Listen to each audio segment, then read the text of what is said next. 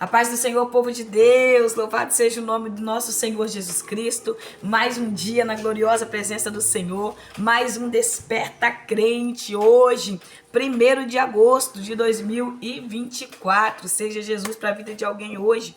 Deus é bom. Capítulo 11 do Evangelho de Jesus Cristo segundo escreveu João. Nós vamos falar agora sobre a morte e a ressurreição de Lázaro. Capítulo profético poderoso, que o nome do Senhor tem sido glorificado. No finalzinho do capítulo 10, a gente falando que Jesus chega a uma aldeia, a um povoado, né?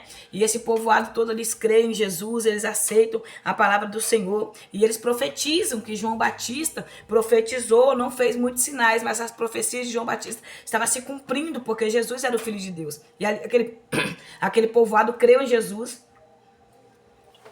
E nesse povoado morava...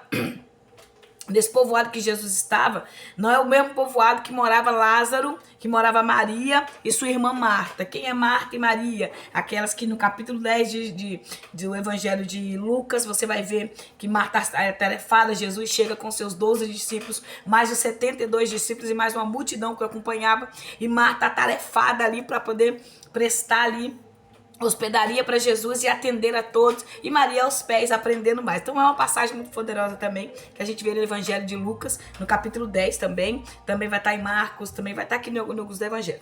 Então vamos lá, capítulo 11 do Evangelho de Jesus Cristo segundo escreveu João, de certo homem chamado Lázaro de Betânia, a aldeia, o povoado ali em Betânia, que era mais ou menos ali a 185, acho que era assim, que eu anotei aqui, 185, né, metros de Jerusalém, quilômetros de Jerusalém. Então Jesus está nessa aldeia povoada aqui distante de lá, além do Jordão. E Lázaro está enfermo, está muito doente. E Maria e a sua irmã mandam avisar Jesus, para que um servo vai até Jesus, leva 2 dias caminhando para chegar a avisar Jesus lá nessa aldeia que Jesus está perto do Jordão, para avisar que Lázaro, aquele que ele tanto ama, o amigo dele, estava muito doente e precisava que ele fosse até a aldeia de Betânia. Jesus vai ouvir o servo, né? E vai falar que aquela enfermidade não seria para a morte, mas seria para a glória de Deus. E só que Jesus não vai voltar, porque o Filho de Deus seria glorificado naquela enfermidade. Mas Jesus não volta naquele momento. Se você ver o verso 4, Jesus vai falar o propósito da doença de Lázaro, mas Jesus não volta. Jesus não vai retornar para a aldeia de Betânia para chegar lá. Então esse servo leva 2 dias para vir, 2 dias para voltar. E o que me chama a atenção também é o verso 3, que diz assim: assim sendo, as irmãs de Lázaro mandaram dizer a Jesus: Senhor, eis que aquele a quem amas está enfermo. Está é um verbo, irmãos, do momento. Aquele momento ele está doente. Isso não significa que vai continuar doente e que nem vai ficar doente. Então o servo chega até Jesus, só que Jesus não vai, porque o verso 5 diz assim: Jesus amava a Marta. Eu acho muito lindo esse verso, porque o Senhor está mostrando o amor que ele tem por Marta, porque muitas pessoas pregam sobre Marta e Maria e caem em cima de Marta, condenam Marta, mas todos nós temos um pouco de Marta e um pouco de Maria, irmãos, e nós precisamos ter um pouco de Marta. Eu preguei sobre Marta e Maria um tempo atrás, e eu tive convicção, certeza, pelo poder da palavra de Deus, que nós temos que ter um pouco de Marta, porque não adianta ser só Maria, tá ali só adorando, mas tudo bagunçado, tudo desorganizado, não tem ordem. Então a gente precisa um pouco de Marta e um pouco de Maria, o equilíbrio que traz a palavra de Deus para nossa vida, amém? Deus seja louvado. Jesus, depois de 2 dias, ele vai chamar os seus discípulos para voltar, para retornar para a Judéia, para a Galileia, para descer novamente para a Judéia, perto ali de Jerusalém, onde está essa aldeia. Ele vai. E depois desses 2 dias ele vai, porque ele sabe que tem um propósito a cumprir ali naquele lugar. Vai se revelar, glória a Deus, mais uma vez, que ele está sobre todo o poder, sobre a morte, que ele tem o controle sobre a vida, ele tem o controle, o poder sobre a morte. Não tem situação, irmão, que nosso Senhor Jesus Cristo não tem o controle, não tem a direção. Deus seja louvado. Não se esqueça, dá o like, se inscreva no canal, compartilhe esse vídeo e nós estamos juntos para a glória de Deus. Então o verso 9, Jesus lhe respondeu: não são 12 horas o dia? Se alguém caminhar de dia não tropeça, porque a luz deste mundo, mas se caminhar na noite tropeça, porque a luz não está nele. Jesus está dizendo assim, que o tempo que eles têm é aquele momento, é a hora, é a oportunidade que ele está tendo. Então ele tem que pregar, ele tem que fazer a obra do Senhor, porque a obra do Senhor não para, o reino não para. Então ele está dizendo, está de dia, a oportunidade chegou, é a hora de fazer a obra do Senhor. É o momento certo de fazer a obra do Senhor. Jesus caminha para Betânia, 2 dias ele vai caminhar até chegar lá em Betânia. Quando Jesus está chegando, nós vamos ver, aí ele vai falar no meio do caminho, ele vai ter um diálogo com os discípulos dele. Ele está caminhando, está tendo diálogo com os discípulos, né? Ele vai mostrar o futuro, vai mostrar ali que o domínio está sobre ele. Vai falar que Lázaro está dormindo. Os discípulos não vão entender, vai achar que ele está dormindo, o sono, né, normal de todo ser humano.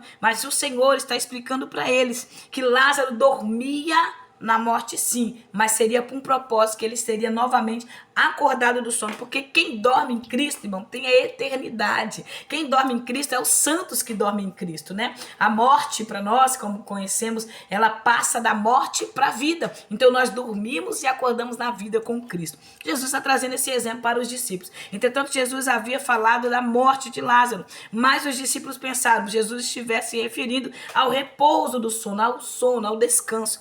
Eles não entenderam que Jesus estava falando da morte. Aí Jesus vai esclarecer. O que me chama a atenção é que Jesus não deixa nada para que nós não entendemos o que ele fala. Ele fala para deixar bem claro. Ao que Jesus lhe disse claramente, Lázaro morreu. Lázaro está morto. Lázaro fechou os olhos. Aí Jesus vai esclarecer para que eles entendam o propósito. E para o vosso bem, estou alegre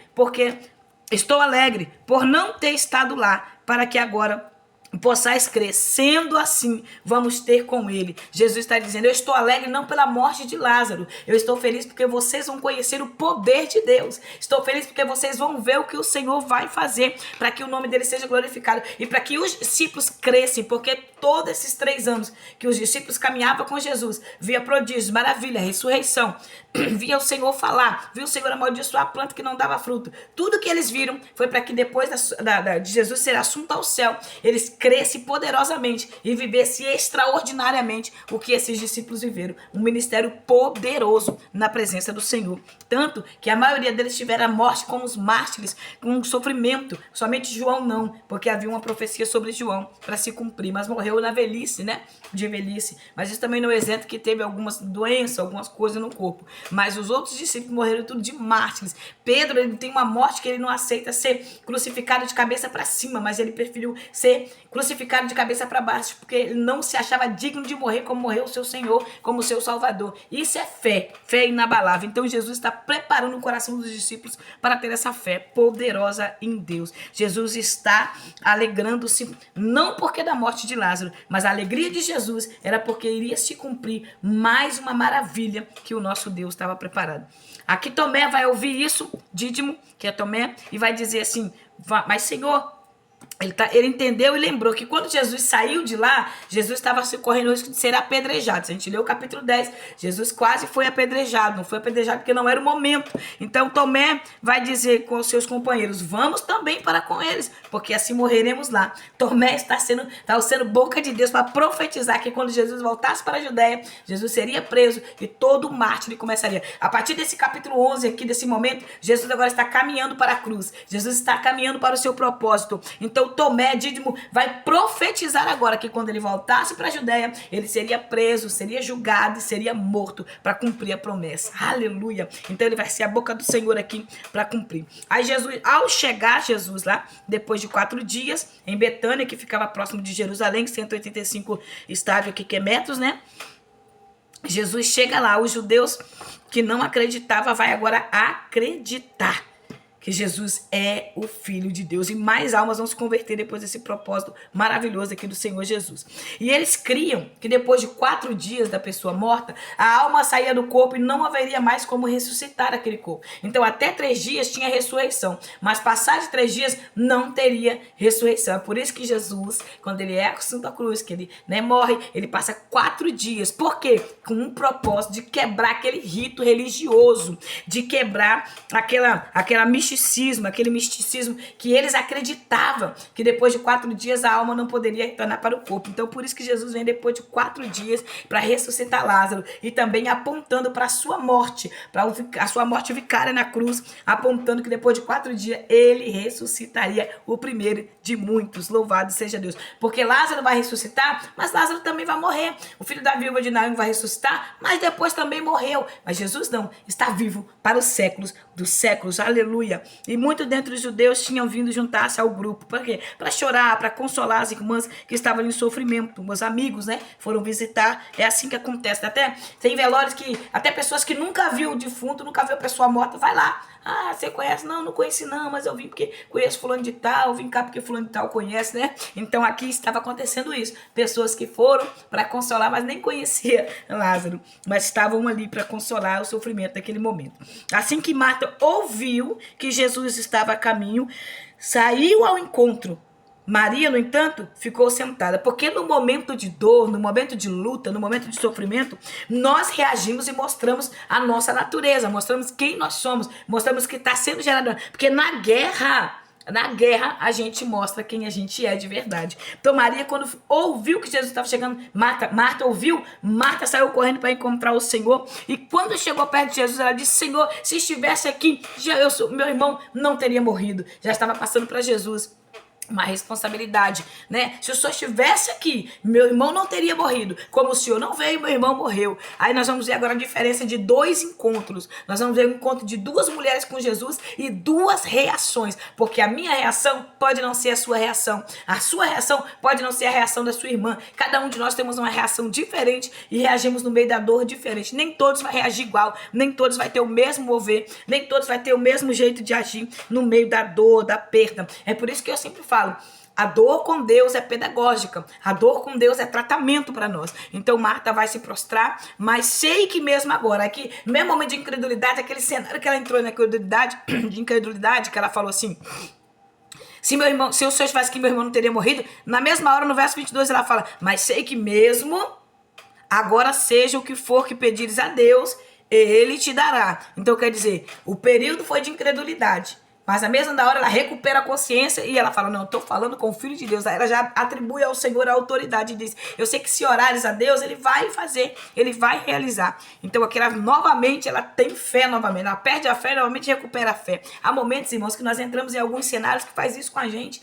A gente passa por dificuldade, a gente passa por luta, a gente passa por prova, e tem momentos que o cenário rouba a nossa fé e somente fica a incredulidade. Será que vai acontecer? Será que vai, meu Deus, será que vai ter vida de novo? Será que vai voltar? Será? Então a gente muitas vezes, no cenário de dor, a gente perde um momento de fé, mas ao mesmo tempo ela recupera ali, ela perde aquela incredulidade, recupera a fé novamente e passa para o Senhor a certeza que ele pode todas as coisas. Então Jesus, no verso 23, vai assegurar: o teu irmão há de ressuscitar. O teu irmão ressuscitará. Então que Jesus dá uma afirmativa para ela. Pode estar do jeito que está, Marta, mas vai ressuscitar. Então Jesus está nos dizendo: pode estar a situação do jeito que está, mas vai ressuscitar. Marta lhe disse: eu sei, ele vai ressuscitar na ressurreição no último dia. Que ela já pula para o futuro.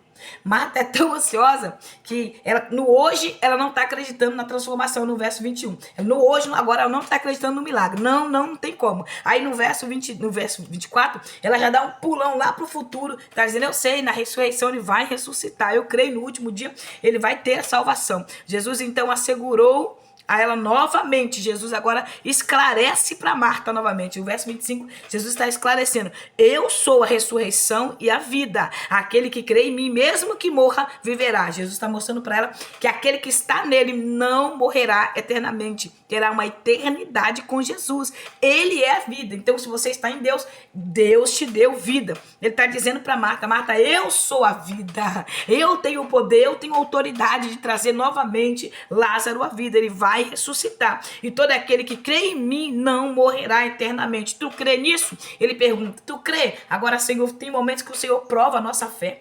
O Senhor nos faz perguntas, né? O Senhor manda a gente olhar alguns cenários que está totalmente desfavorável. E o Senhor pergunta: tu crê que eu posso mudar? O Senhor pergunta a Ezequiel no Vale de Ossos Secos: tu crê que pode voltar à vida? Só tinha osso separado do corpo. Não sabia nem qual era a perna, quem era o braço, quem era de quem era. E o Senhor pergunta pergunta a ele: tu crê que eu dou vida a esses ossos secos, esses ossos mortos que parece que não tem mais jeito? Às vezes a gente está em alguns cenários assim, cenário de morte, cenário de dor, cenário de luto, e parece que não tem jeito. E a pergunta de Jesus é: tu crê que eu mudo o cenário? Tu crê que eu faço diferente? A gente para analisar as nossas vidas e já entramos em alguns cenários que parece que não tinha mais solução. Mas o Senhor, Ele é a vida, Ele é a resposta. E quem está nele não morrerá eternamente. Então, Ele aponta para o futuro, para a eternidade, e mostra que nós, os santos, os cristãos, aqueles que estão em Cristo, vivendo uma vida com Deus, terão uma eternidade comigo. Ela lhe afirma: sim, Senhor, eu creio que Tu és o Cristo, o Filho de Deus, que deveria vir ao mundo. Ela está dizendo: eu creio que Tu és a promessa que está se cumprindo. Mas aqui o Senhor entende que Ele iria fazer algo poderoso naquele momento. Mas aquelas pessoas que estavam ali ainda não compreendiam. Não compreendia o que Jesus ia fazer ali. Depois de dizer essas palavras, ela seguiu, depois foi chamar a sua irmã Maria. Agora, olha e observa a diferença de quando Maria aborda Jesus. Marta aborda no verso 20 e no verso 21, ela fala: se o Senhor estivesse aqui, não teria morrido. Maria vai dizer a mesma coisa, porém de uma forma diferente. Maria vai dizer a mesma coisa: se o Senhor estivesse aqui, meu irmão não teria morrido. Porém, a diferença é a forma que Maria aborda Jesus. Então, Marta, ela tem pressa e tem ansiedade. Ela quer resolver logo a situação. E muitas vezes a pressa e a ansiedade nos faz negar a forma de adorar o Senhor, a forma certa de adorar. A ansiedade nos faz, às vezes, querer transmitir para Deus, culpar a Deus das nossas incertezas, daquilo que nós não entendemos. Agora, Maria, quando ela vai apressadamente. Ela ouve, porque Marta chama ela em silêncio, porque havia ali um propósito dos judeus que estavam próximos a matar Jesus. Então Jesus, ao chegar ao lugar, ele chegava assim. Então ela chega perto de Maria e ela fala: o mestre chegou e te chama, procura por ti. Maria levanta apressadamente, sem falar com ninguém, e vai. O nosso problema é esse: o Senhor está te chamando. Levanta, se apressa-te e vai. Para de querer ficar pedindo opinião a um, opinião a outro. Eu faço, eu sou. Você acha que eu tenho capacidade? Você acha que eu posso? Levanta, apressa-te,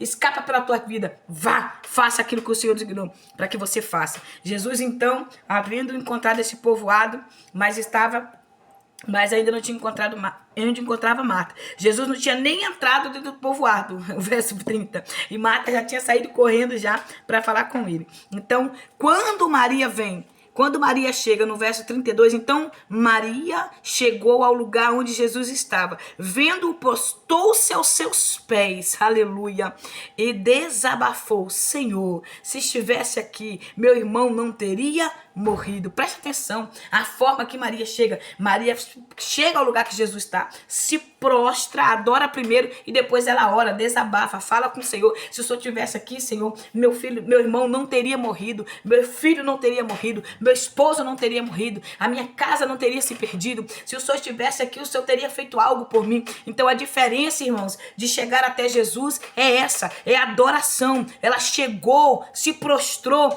e depois clamou e depois glorificou a Deus, para depois desabafar e falar para o Senhor o que ela precisava. Esse é o problema atual. Nós não estamos adorando o Senhor como deveríamos adorar, e muitas vezes a gente não recebe aquilo que o Senhor já preparou, já foi designado, porque Lázaro ia ressuscitar.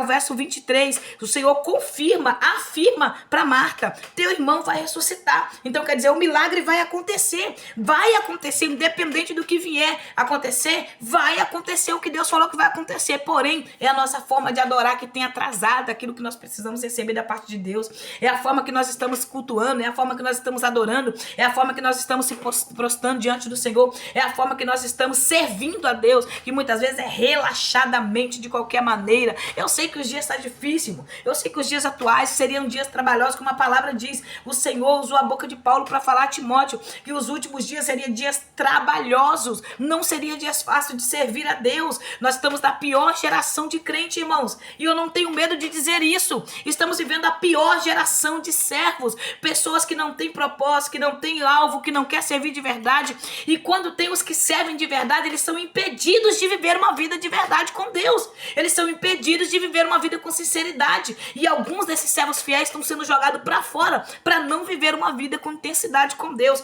Esses são os dias atuais. Mas não deixe de adorar a Deus com excelência. Não deixe de viver com o Senhor, para o Senhor. Tenha posicionamento. Quem senta para ouvir, tem propósito de adoração. Então nós precisamos disso. Mova o coração de Deus com adoração, porque no verso 33, Jesus vai se compadecer, Jesus vai se mover e ele vai fazer algo em prol de Marta e de Maria. Porque da adoração de Maria. A adoração de Maria fez o Senhor compadecer-se. Aleluia. Aí o Senhor pergunta, onde colocou? Depois da adoração, depois da oração, depois do clamor. O Senhor pergunta, onde ele está? Onde colocou? Leva-me até ele. A incredulidade, irmãos, a religiosidade daquele povo fez Jesus chorar. O verso 35, Jesus chorou. É o verso menorzinho que tem na Bíblia. Sabe por que Jesus chorou? Aí alguns vão falar, não, aqui no texto eles falam, foi porque dele, muito amigo. Aí uns dizem, porque se ele trouxe a vista ao cego, por que ele não fez o seu amigo ressuscitar? Mas quando Jesus chora em ver a incredulidade daquele povo, a religiosidade daquele povo, porque Jesus conhece o coração do homem. Então Jesus vai chegar e ele vai comover o seu espírito, ele vai se comover, e ele vai dirigir até a gruta, o sepulcro onde estava, e ele vai falar, tirai a pedra. Porque tem coisas na minha e na sua vida que é necessário nós tirarmos. É necessário nós nos posicionarmos, nós renunciarmos, nós negarmos. Tem coisas que não vai ser Jesus, vai ser eu que vou ter que fazer. O problema é que nós transferimos para Jesus aquilo que nós temos que fazer. Nós transferimos para os outros aquilo que nós temos que fazer. Uma responsabilidade que é minha, eu quero transmitir para alguém. Algo que eu preciso fazer, eu quero passar para que alguém faça por mim. E é isso que o Senhor está dizendo. Tira a pedra primeiro que eu vou entrar com o milagre. Tira a pedra primeiro que eu vou entrar com a resposta. Eu não te falei quando Marta vai dizer, Senhor, está fedendo, cheira mal, porque já é 4 dias, e o Senhor vai encorajar ela, porque o Senhor tem palavra de encorajamento para nós. A Bíblia toda é palavra de encorajamento, até quando nós estamos sendo exortados pelo próprio Deus, porque ele exorta e corrige o filho que ama. O Senhor também está nos encorajando a mudar de vida, a posicionar. A gente precisa entender isso. Alguém está olhando para mim, alguém está olhando para você, alguém se exempla em mim, alguém se exempla em você. Então tira a pedra do orgulho, a pedra da soberba, a pedra da inveja. Irmãos, são sentimentos que nós não gostamos de falar, escondemos dentro de nós. Você já viu alguma fofoqueira levantar dentro da igreja e falar, irmãos, eu sou fofoqueira, ore por mim que eu quero me libertar da fofoca? Você já viu isso? Alguém chegar dentro da igreja, levantar e falar isso? Ou alguém chegar, eu vim aqui agora confessar para a igreja, eu sou egoísta, eu sou soberba, eu sou invejosa, eu não aguento ver a felicidade de ninguém, eu quero que a igreja ore por mim. Você já viu alguém pegar o microfone lá na frente e fazer isso? Eu nunca vi até o momento. Até o momento eu nunca vi, possa ser que eu veja. Mas a gente gosta de esconder sentimentos. A gente não gosta de falar aquilo que a gente pensa, aquilo que a gente acha, que vem trazer dano a nós mesmos, porque nós não gostamos de sofrer dano. Esse é o problema. Muitas vezes nós vamos ter que sofrer danos para poder viver o propósito com o Senhor. Então vamos lá. Aí o Senhor vai pedir para que tirem a pedra e vai responder para Marta encorajando. Eu não te falei que se creres verás a glória de Deus? Se o Senhor já falou, tá falado. Independente do cenário, independente do que você ouviu, independente do que foi falado,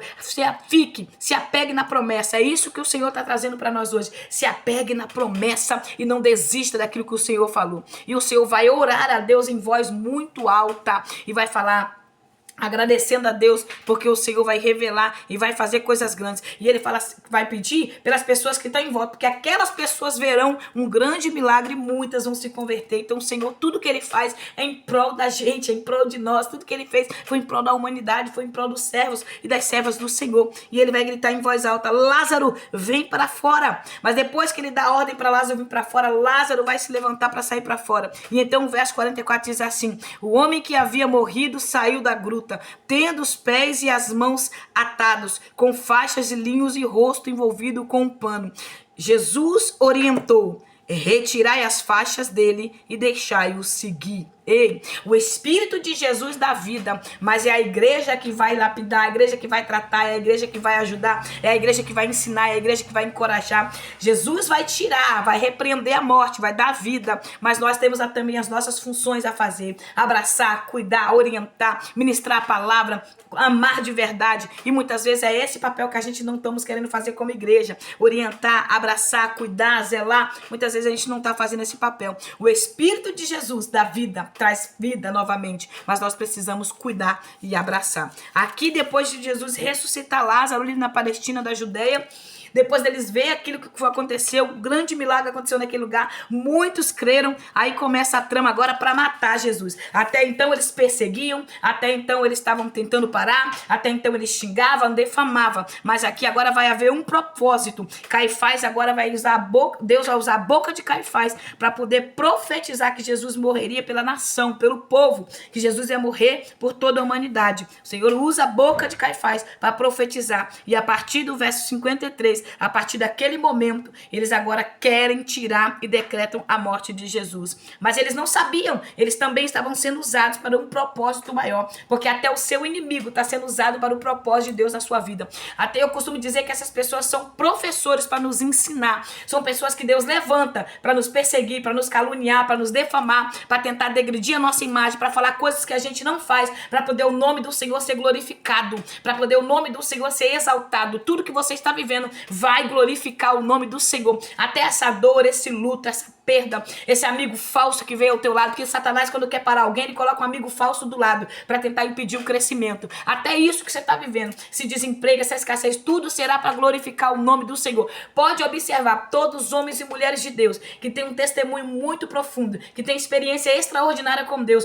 Pode observar o caminho que eles trilhou. Foi caminho de dor, caminho de perda, de sofrimento, de rejeição, caminho de luto, caminho de provas, caminho de enfermidades, caminho de dores, para poder viver o extraordinário de Deus. São caminhos que poucos conseguem trilhar. São caminhos que poucos estão determinados a passar. Nós precisamos determinar no nosso coração que queremos viver o extraordinário com Deus. Para isso, é necessário abandonar o eu, abandonar suas vontades. Esses homens faziam parte de um propósito maior, que era Jesus ir à cruz para que o nome do Senhor fosse glorificado e eu e você tivesse essa oportunidade hoje de estar aqui na presença do Senhor. Amém? A partir do verso 54, Jesus agora começa a ser procurado.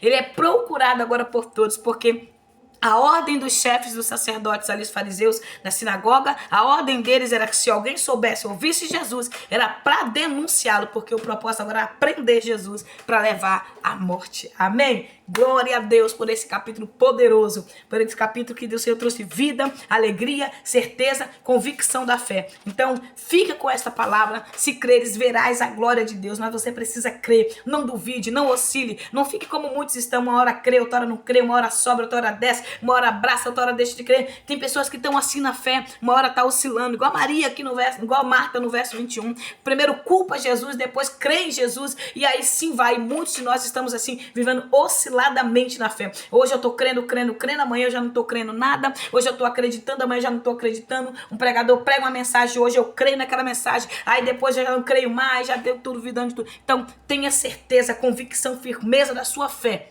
Tenha convicção e firmeza da sua fé. Amém? Independente do cenário, independente do ambiente, o Senhor vai cumprir a promessa que Ele falou. Eu falei com o Senhor essa semana, Senhor, parece que cada dia que passa aperta, parece que cada dia que passa fica mais difícil, e o Senhor falou comigo, só fique firme e verás o que eu vou fazer. Então fique firme e verás o que o Senhor vai fazer. Que Deus te abençoe, que a graça do Eterno te alcance neste momento. Seja Jesus na vida de alguém, abençoe a vida de alguém, desperta crente, se inscreva no canal, dá o like, compartilhe, nós estamos juntos para a glória de Deus. Ora por mim e eu oro por você. Amém? Senhor, eu quero externar minha gratidão ao Senhor pela vida de todos os irmãos e irmãs que estão inscritos neste canal Desperta Crente. Senhor, nós não somos nada, mas nós sabemos que o Senhor é tudo. O Senhor pode todas as coisas. O Senhor é o eu sou, aquilo que eu preciso neste momento, aquilo que a minha irmã precisa, aquilo que o meu irmão precisa, aquilo que esse líder precisa, aquilo que esse pastor precisa. Senhor, dá força à tua igreja. A tua igreja precisa de mais do Senhor. Pai, derrama mais graça, derrama mais unção, autoridade. Tu és, Deus, o Deus da ressurreição, o Deus da vida. Senhor, nós cremos, Senhor, nós acreditamos, ninguém vai impedir o que o Senhor tem para fazer na vida do teu povo. Por isso, Senhor, nós nos colocamos nas tuas mãos neste momento. Esse filho que está na droga, Senhor, esse filho que está perdido, esse filho, ó Pai, que parece que não tem mais solução para ele. Há muitos julgamentos, como está no verso 37. Muitos, ó Pai, perguntam por que se ele pode fazer. Então, por que se ela está nesse luto? Por que ele está dessa forma? Por que o filho dela está longe? Por que a filha dela está longe? Por que o marido saiu? Por que, Senhor, há muitos por porquês sobre nossas vidas, há muitas acusações, ó Pai, há muito dedo apontado, mas neste momento eu te peço a tua misericórdia, eu te peço a tua graça, derrama sobre nossas vidas neste momento, ó Pai, encorajamento, fé, repreenda a incredulidade que tenta roubar de nós essa paz, ó Pai, que excede todo entendimento. Eu te peço neste momento, aqueça o nosso coração com a tua presença, no nome de Jesus. Amém. O verso 37, irmãos, aquelas pessoas que estavam em volta começam a perguntar: uai, este homem não abriu os olhos do cego? Por que ele não traz novamente o seu amigo à vida? Por que deixou o seu amigo morrer? Talvez esse seja seu caso. Alguém está dizendo: por que a casa dela se afastou? Por que ela está desempregada? Por que está assim? Por que está desse jeito? Por que está nessa situação? Por quê? Porque há muitos porquês que tentam nos oprimir. Há muitos porquês que tentam nos pressionar. Há muitos porquês que tentam roubar de nós a alegria da salvação. Mas saiba que tudo que está acontecendo é para a glória de Deus. O Senhor muda o cenário, irmãos. Nada é impossível para Deus. Lucas 1:37. Nada é impossível para Deus. Nada é impossível para aqueles que creem. Então, se você crê, Deus vai mudar o seu cenário. Basta você ter convicção disso. Não deixa ninguém roubar a sua fé. Deus te abençoe.